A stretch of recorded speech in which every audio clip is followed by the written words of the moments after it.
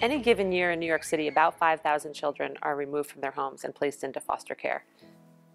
The reasons range from physical abuse, sexual abuse, to severe neglect. I had to become an adult basically at an early age. This man used to get drunk, and he'll get drunk to the point where him and my mom is arguing, and at the time I'll be going to sleep. I sold weed, and when I was selling weed, basically, it was more for my brothers and sisters. I was like, I didn't want them to end up with no food. Like, we would literally go sometimes a day without food. I didn't care about the consequences that came out of it. I just cared more that it made me money and it'll help me with my younger brothers, my younger siblings, basically. At one point, my mom told me, "Anthony, I wish you was never born." Before I went into foster care, I was actually transitioning, moving from shelter to shelter. It was a really traumatic experience. I didn't feel safe. A lot of my trust was lost, honestly.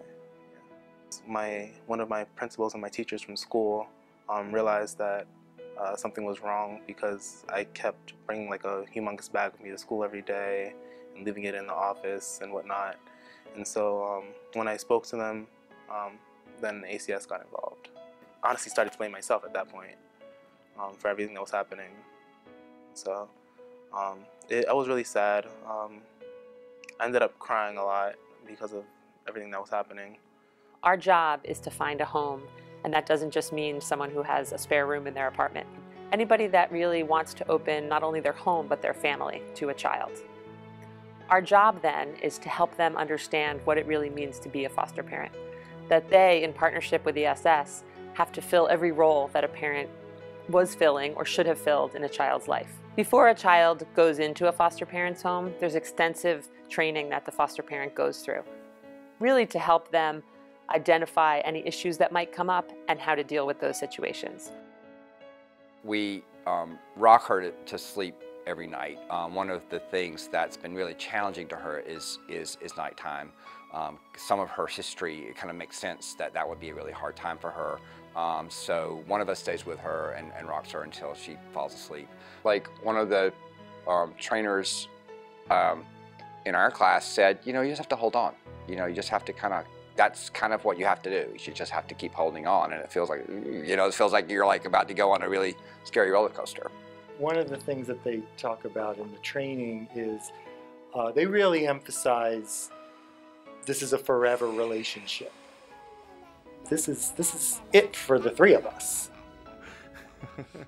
For the last 15 years, I've been a foster parent to 9 children. I just wanted to give my time to the kids, because if you don't have that time for those kids, then that means that don't take them. It's a 24-hour job.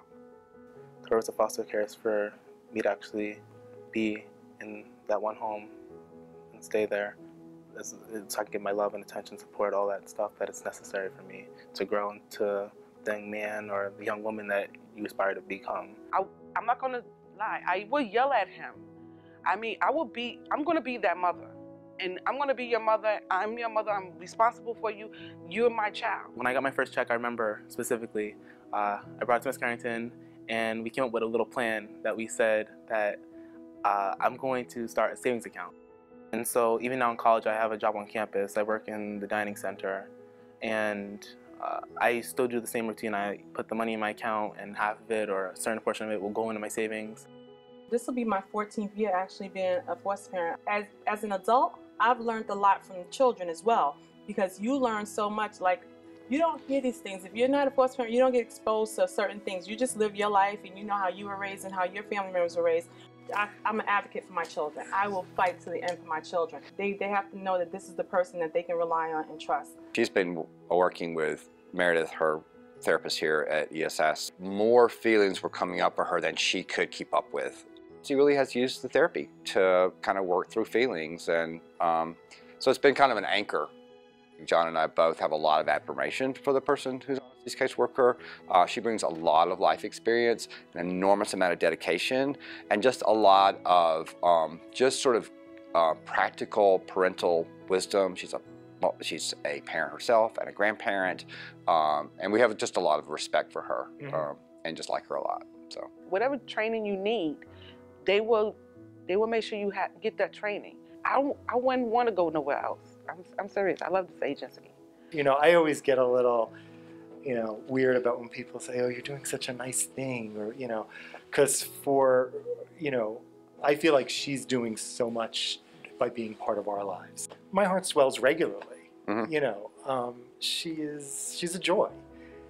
For me, I know Miss Carrington's family is perfect for me, and I want to be here always. Like, it's perfect. I'm grateful you came into my family. I want to say that I'm grateful to be a part of your family, and I'm very grateful for meeting you, and thank you for all the help and support you've given me. So when I get 50, you gotta support me. Definitely. And in the end, one of the most important things that we do as an agency and that our foster parents do is really give a child hope. A lot of our kids come from places where they have no reason to believe their life is going to be good. And we need to help them start to see that it can be. We need to be the people that can give a child hope for their own future.